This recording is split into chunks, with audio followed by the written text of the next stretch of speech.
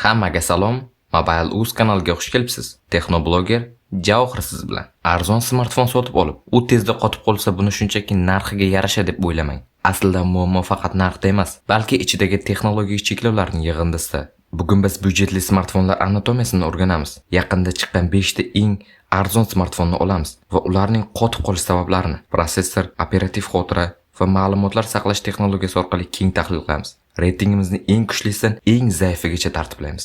Ha, aytgancha do'stlar, videoni shu joyda unga like va kanalimizga obuna bo'lib qo'yishni unutmang va mening Instagram sahifamga ham obuna bo'lib qo'ying. Instagram havolasi tavsifda qoldirilgan. Demak, nisbatan eng yaxshi ishlashga ega model. Bu bizning 5-o'rnimiz, ya'ni qotish ehtimoli eng kam bo'lgani. Samsung Galaxy A05 modeli 2023-yilning sentyabrda taqdim etilgan bo'lib, uning O'zbekistondagi taxminiy narxi 1.200.000 so'm atrofida. Bu telefon 6.7 dyuymli katta ekran va 50 megapikselli asosiy kamera bilan jozibador xolos. Qotishining asosiy sababi uning ichidagi MediaTek Helio G85 prosessordir. Bu chip bu ro'yxatdagi eng kuchli chip bo'lsa-da, u 12 nanometrlik eskirgan texnik jarayonda ishlab chiqarilgan.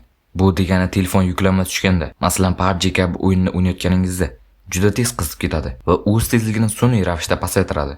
Shuningdek, 4 GB operativ xotira Samsungning murakkab One UI Core qobig'i uchun ham minimal daraja hisoblanadi. Bu har qanday og'ir vazifada uning sekinlashishiga olib keluvchi texnik cheklovlardir. Keyingi o'rinda Xiaomi Redmi 13C. U 2023-yilning noyabrida chiqqan va narxi 1.5 million so'm atrofida. U ham 90 Hz tezligidagi katta displey bilan maqtanadi. Qotishining sababi A05 singari bu telefon ham MediaTek Helio G85 chipida ishlaydi, lekin uni bir pog'ona pastroqqa qo'yishimizning sababi boshqa joyda. Bu Xiaomining MIUI yoki HyperOS qobig'i. MIUI resurs talab qiluvchi dasturiy ta'minot bo'lib, u foydalanuvchi ilovalari uchun mo'ljallangan operativ xotiraning katta qismini o'zi egallab oladi. Ya'ni sizning 4 GB ramingiz attiga 1 yoki 2 GB gina ilovalar uchun ochiq qoladi. Bu esa brauzer va ijtimoiy tarmoqlar o'rtasidagi almashishda ham sekinlashishga majbur bo'ladi. 3-o'rinda Tecno Spark 20 turadi. Uning chiqish sanasi 2023-yil dekabr, narxi esa 1.400.000 so'm atrofida. Qotishining sababi bu modelda chip butunlay o'zgaradi.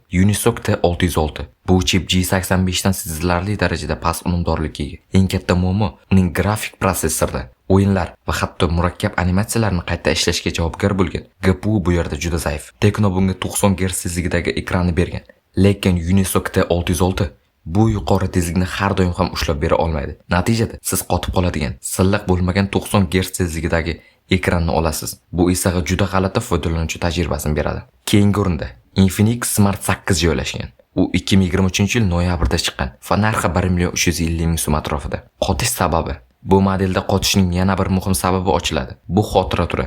Infinix narxini tushirish uchun deyarli eskirgan xotira turini qo'ygan. Bu nimani anglatadi? Telefonni yoqish, ilovalarni o'rnatish va katta fayllarni ko'chirish va ilovalarni xotiradan yuklash barchasi sekinlik bilan amalga oshadi.